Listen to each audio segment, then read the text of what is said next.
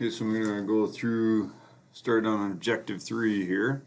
So this is where we kind of get down to the, I guess right down to the electrons and protons, talk of semiconductor theory.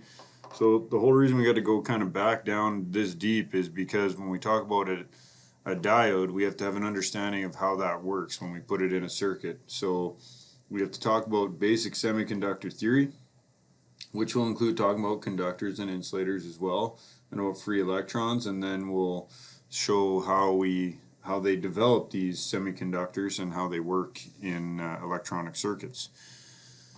So again, before studying a diode, you must understand the basic semiconductor theory, how current flows in a semiconductor material. The nucleus, or center of the atom, is made of protons, which are positively charged particles, and neutrons, which have no charge. Okay, so this is neutral. Electrons are negatively charged particles. These guys in the orbit around that nucleus. Every atom has the same amount of protons and electrons, so every atom has a neutral charge. Okay, so if there's 29 protons, there's 29 electrons. So that's why these are neutral. Okay. The valence electron, this is the guy in the outermost shell, and it's going to depend on how many of these, whether it's going to be a good conductor or insulator. If there's, well, we'll go in here, but for conductors, they again have this thing like our metal, our copper, okay, that kind of what we would normally use as a conductor. They commonly have 1, 2, or 3 valence electrons, so again in this outer shell here, and the few valence electrons result in little energy being required to dislodge the electron from the atom. Loosely bounded electrons are called free electrons. Those loose bonding results in little resistance to the current flow of an electric circuit. So if they have 1, 2, or 3 valence electrons, they're going to be considered to be a good conductor. If they have 5 to 8, they're going to be considered as an insulator. Okay, so these free electrons aren't going to move quite as easily. They will if we put enough force or enough voltage to it, but we would want to not do that potentially if you're using it as an insulator, of course.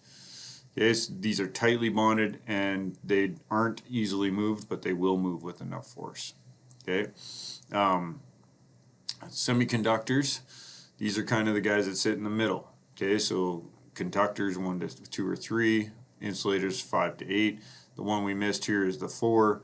Obviously they're not good conductors nor good insulators. They're referred to as tetravalent elements. Silicon is the most common semiconductor. So electronic devices made from semiconductor material are known as solid-state devices. This implies they have none of the moving parts found in electromagnetic devices such as a relay. Okay, so we've talked about solid-state switching and stuff even a little bit in machines. It's basically just using electronic devices instead of actual moving mechanical components like a relay. Okay, so a lot less heat, a lot less maintenance on these solid-state devices. So kind of talking about conductors, insulators, semiconductors. Now we're just going to really focus on semiconductors.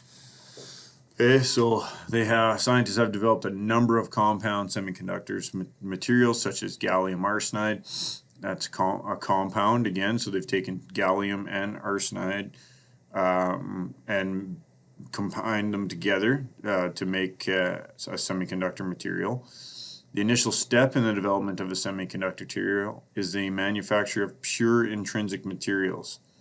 Okay, so we'll just watch these terms when we're going through here. The atoms of the semiconductor material are joined to form a crystal lattice structure through a process called covalent bonding. This means that each atom shares its 4 valence electrons, okay, again, because we're talking about these semiconductors, while with adjoining atoms, causing the material to act as if each atom had 8. Okay, so if we look around at this guy here, it looks like he's got 8, but he's really just sharing the other 4 that he doesn't have with the adjoining atoms in the crystal lattice structure. Okay, so when they are tightly bound, they act like, in this scenario, they act like an insulator, okay, at room temperature, it's saying. Okay, so because it has 8, it's almost like it has 8 now, it's almost acting like an insulator, like we talked about prior. The 5 to 8 would be an insulator. So when we bond these together and create this, this structure, this is considered to be like a purely intrinsic material now. Okay, so the materials again with 8 electrons are stable because they're tightly bounded. In an intrinsic material, there are few free electrons to act as charge carriers, so it behaves again at room temperature like an insulator. So this is a lattice structure using a process called covalent bonding, and we're basically just taking semiconductors and kind of joining them together to create this lattice structure. Okay, and then it's called an intrinsic material. The next stage in manufacturing of a solid state device is to introduce charge carriers into the pure material. This is done by adding impurities through a process called doping. So now we're going to add impurities into this structure. Okay, the only one atom of impurity is introduced for 12 million atoms of intrinsic material. This is sufficient enough to reduce the resistance of the material. So just by adding that small amount of impurity to this intrinsic material through the process called doping, we can make this a little bit more conductive potentially. So once the intrinsic material has been doped, the result is an extrinsic material, which is either N-type or P-type. Okay, so now we have this pure intrinsic material. Then we're going to dope it. We're going to add some impurities, and then it's going to be either a P-type or an N-type. Okay, so now we're going to talk about these two. So our N-type, doping silicon with pentavalent materials, penta meaning 5, such as arsenic, phosphorus, antimony, makes an N-type semiconductor material. So since only 4 of the 5 electrons are required for the bond, a loosely bonded free electron is available as a charge carrier. Okay, so we got this little impurity, added this free electron here that, again, these guys already have their 8, so they're already, you know, tightly bound, and now we have this free electron in here. Okay, so now this is considered to be a pentavalent because it has that 5 valence electron, okay, that material that we added to this lattice structure of our purely intrinsic material. So when we have that extra or that free electron floating around, it's like it's a negatively charged electron acting as a charge carrier. Okay, so that's why it's called an N-type, because it's negatively charged because we have this free electron. If a voltage is applied to an N-type material, the negative potential repels the free electron and flows toward the positive. So if I have my negative here and my positive over here, this is going to want to go this way towards, and I'm talking about my supply, right? It's going to potentially want to push this electron this way through the material because it is a free electron. When we talk about a P-type material now, so now we're doping silicon with a trivalent. So again, we're doping that intrinsic material, this time with an impurity that has 3 valence electrons. So what happens is then we get an atom that has a hole, okay, or basically a gap where we don't have an electron in there. So the P-type semiconductor material, examples are boron, aluminum, indium. When these atoms form covalent bonds with silicon atoms, there is a deficiency of 1 electron for each impurity atom, and the result is a hole in the crystal lattice structure. Okay, so N-type, we have an extra electron, and P-type, we have a hole. Okay, so we can kind of potentially see how these are going to work together. So when voltage is applied across a P-type material, the tendency is for the electron to shift into the holes closer to the positive terminal, leaving behind new holes. An analogy of this would be bubbles that travel upwards in a water cooler when you remove water at the bottom. So pay attention obviously to this. Here's my negative side, here's my positive side, And what they're saying is it's like the hole is moving over towards the negative, or in the same vein, you could say that this electron, there's an electron jumping into the hole, and when it jumps in, it leaves a hole behind. Okay, so you can also see that this electron is going to move towards the positive, creates a hole, then this one moves. Okay, so basically what we have is electron movement. Okay, when we have these combinations in this P-type and N-type material that have this extra electron and these holes that allow it to move through. So it's saying hole flow. That's why it's got the direction going this way, because it looks as if the holes are moving this way. I like, personally, it's easier for me to think that the electrons are jumping into the hole, and as it does, it leaves a new one behind for another electron potentially to fill. So again, electron jumps into the hole, leaves a new one, so on. New holes are created as electrons leave the P-type material to enter the positive terminal of the applied potential. So here's our positive terminal of the applied potential. The hole has moved away from the positive potential and toward the negative. So again, it looks like here was it by the positive and slowly moving towards the negative. Okay. Like N-type semiconductor material, P-type is also a conductor at room temperature, although not an excellent one.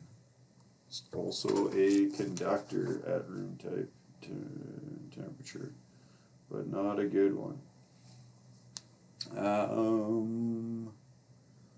Let's just see. Sorry, yes, also a conductor at room temperature. Okay, so electrons are referred to as the majority charge carriers in N-type material, whereas the majority charge carriers in P-type are the holes. Okay, so that's going to be just our difference between N-type and P-type.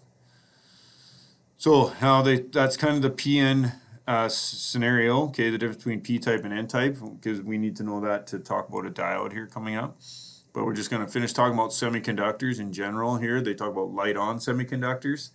So we've seen the effects of these, whether we know it or not. Okay, they're composed of certain types of materials that develop more free electrons in the presence of light.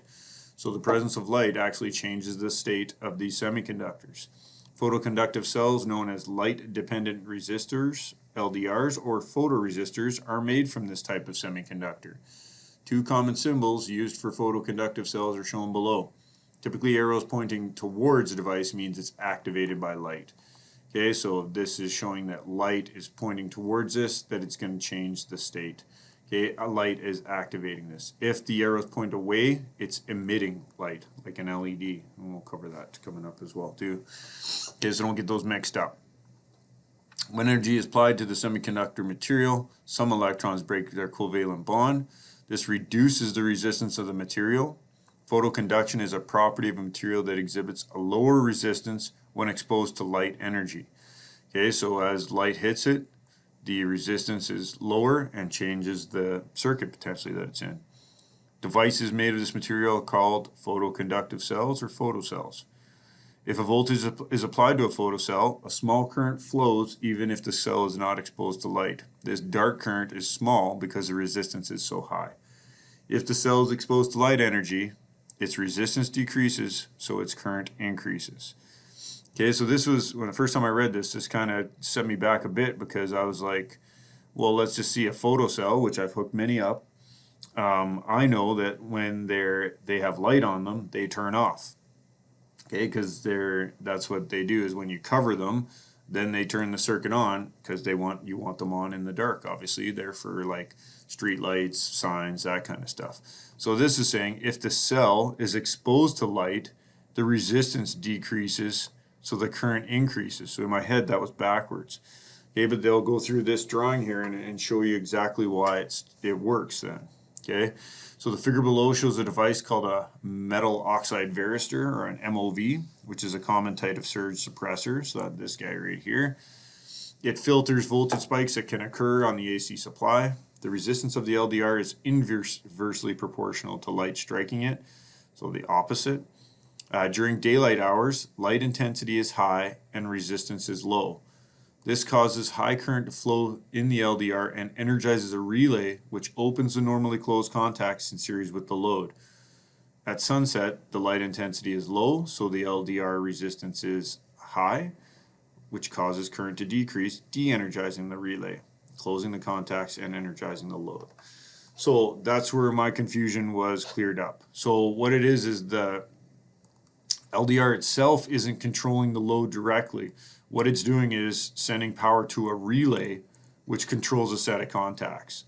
Okay, so that makes more sense then. So what it's saying here is during daylight hours, light intensity is high, resistance is low. Okay, so if resistance is low, I have current flowing through here during the day. If I have current flowing through here, it's going to energize this relay coil and open this set of contacts, which would basically cut power to the load, so the lights would be off. Okay. At night, the light intensity is low, so the resistance is high, so that causes current to decrease. So now there's no current, let's just say there's a little bit obviously, but let's say there's not enough current to energize this at night, so this de-energizes.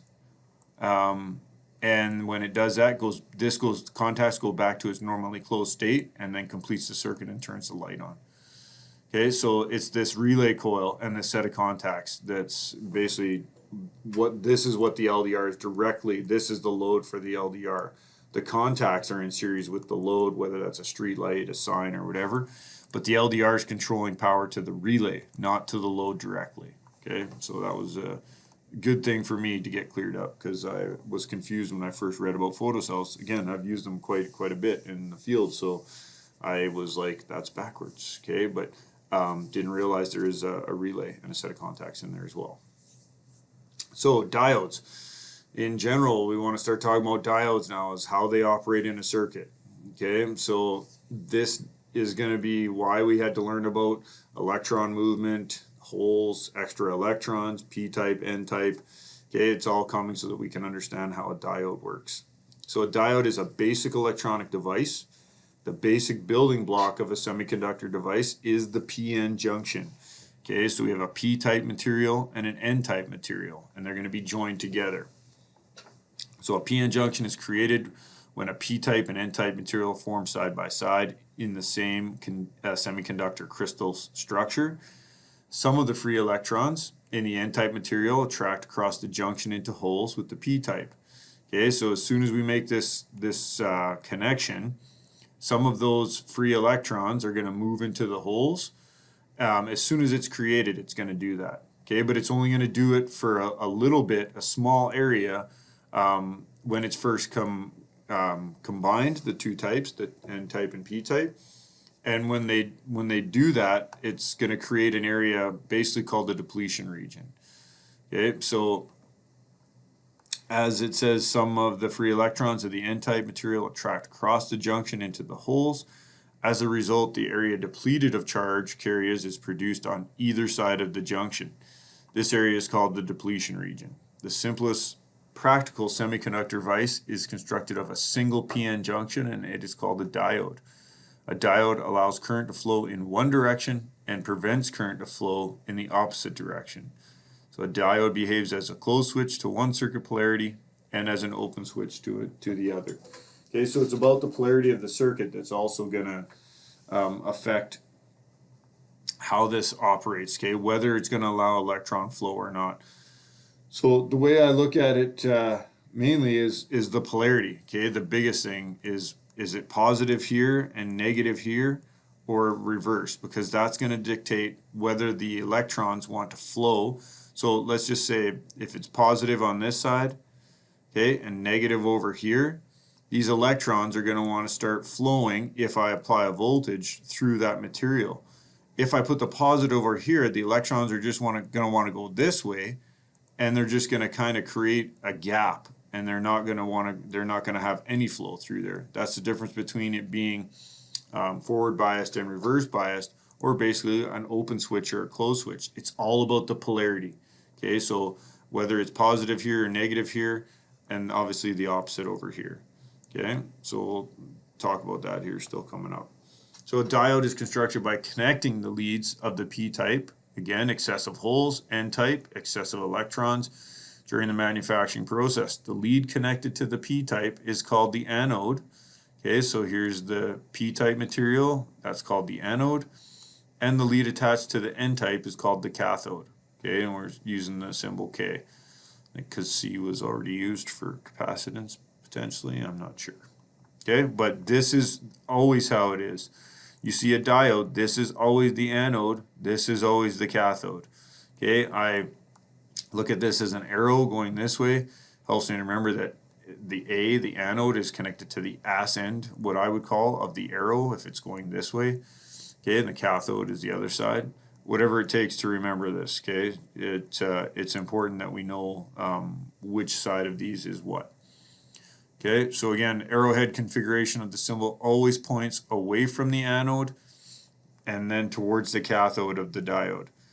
The arrow is in the direction of which the diode passes conventional current. Okay, conventional.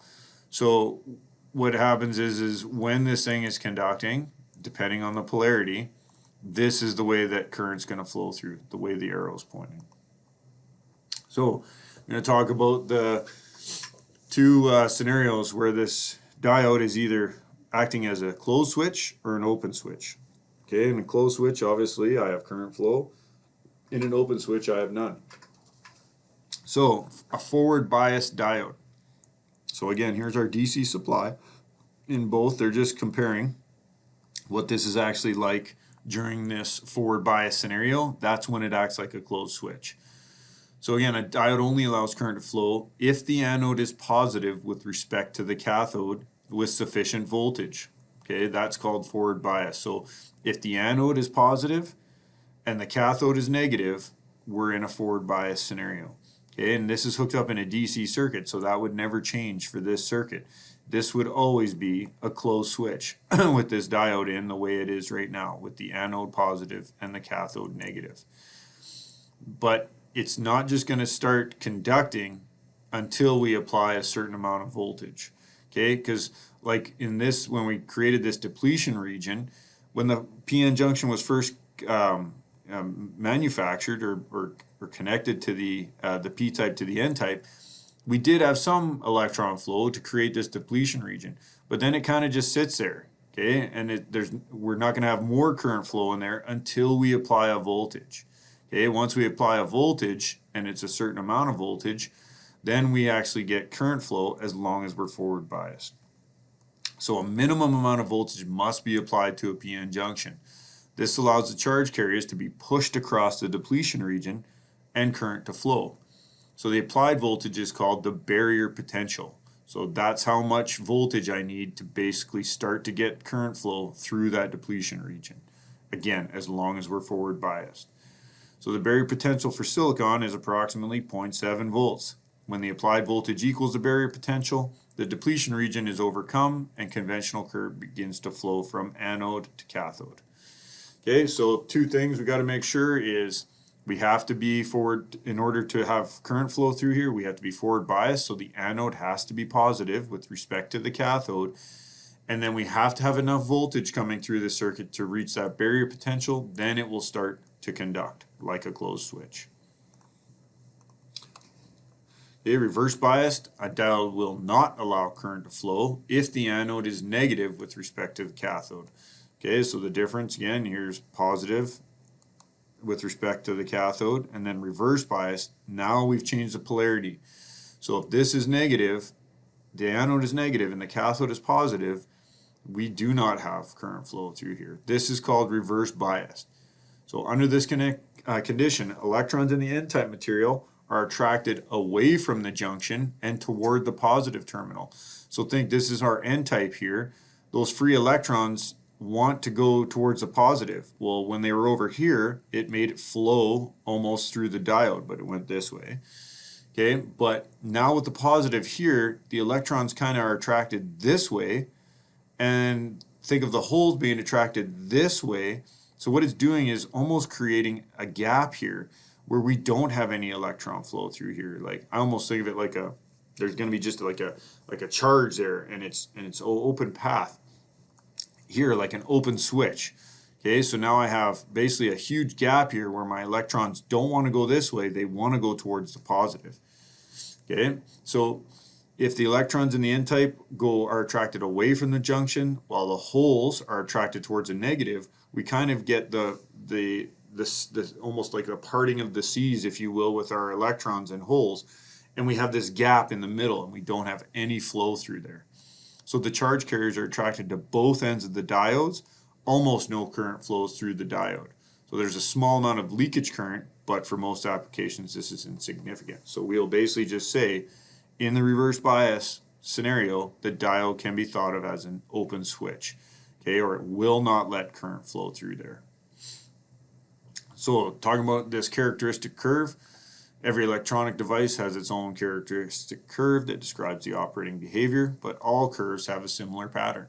The vertical axis is current, okay, so vertical here is current here, horizontal is voltage. For the diode, the safe operating region is within the limits bounded by IF max at one extreme and VRRM at the other. So IF max would be the maximum current that the diode can conduct safely. So what we're going to have here is we're going to have a point when so this section here, think of this as forward biased. So if I'm over here forward biased, my anode is positive with respect to my cathode, and I'm just sitting here waiting for enough voltage to be applied that I reach that barrier potential, and I've broke that. So again, at 0.7 for this example, then it starts to conduct. Okay, so then I see current flow, again up to a point where I have a maximum value that I wouldn't want to exceed, or it would be at the expense of the diode. Okay, so that's kind of what this is showing is in forward bias. In reverse bias, it's going to see that voltage, but again, if it's not, I have the electrons going one way and the holes going the other, creating a stronger depletion area in my mind. Basically what's going to happen is it's just going to sit there until we hit this VRRM, and that's the voltage repetitive reverse repetitive. Hold on a sec. VRM, it goes through and so VRM is our voltage repetitive reverse maximum. Okay, they also say it could be peak inverse voltage or peak reverse voltage. We often in our course will refer to it as VRRM. Okay, and that's the maximum amount of reverse voltage that can be applied to a diode. So reverse voltage, think of it, if we look at an open switch, let's say this is 12 volts. I know that if I have an open switch, I know there's a voltage that exists across that. Okay, so in the same scenario, if I have a applied voltage here that's creating a reverse bias scenario, there's a voltage across this diode. That VRM is the maximum voltage that this diode can see. If the diode sees more than that, it's going to break down and then allow voltage to basically start to increase, potentially actually start to go through. Okay, but again, this would be at the expense of the diode. Okay, because that's its safe maximum. Otherwise it would cause it to break down. We get high values of reverse current flowing, and again the destruction of the diode. So there's an avalanche current associated with that as well too. So a diode's maximum reverse bias rating can range from a few volts to several thousand. Again, just depending on whatever application you need. Okay, so just let me see. I think I'm gonna stop it there, and then I'm gonna I'll start again and do the diode types. Okay, but just to kind of talk about this, if the reason we have these diodes in here, again, we had to go find out how they're constructed. The long and short of it is if it conducts in one way in a polarity, if the polarity reverses, it doesn't conduct. We can see what happens if we hook this up to an AC circuit, because my AC is constantly changing the polarity. So on my positive cycle, it positive to negative. On my negative alternation, it flips the other way. So we can start to see that a diode would only allow one alternation through if we had an AC supply hooked to it, because every other alternation would flip the polarity and then reverse bias the diode and not let it go through. So that would kind of create that pulsating DC, similar to what we saw in a DC generator.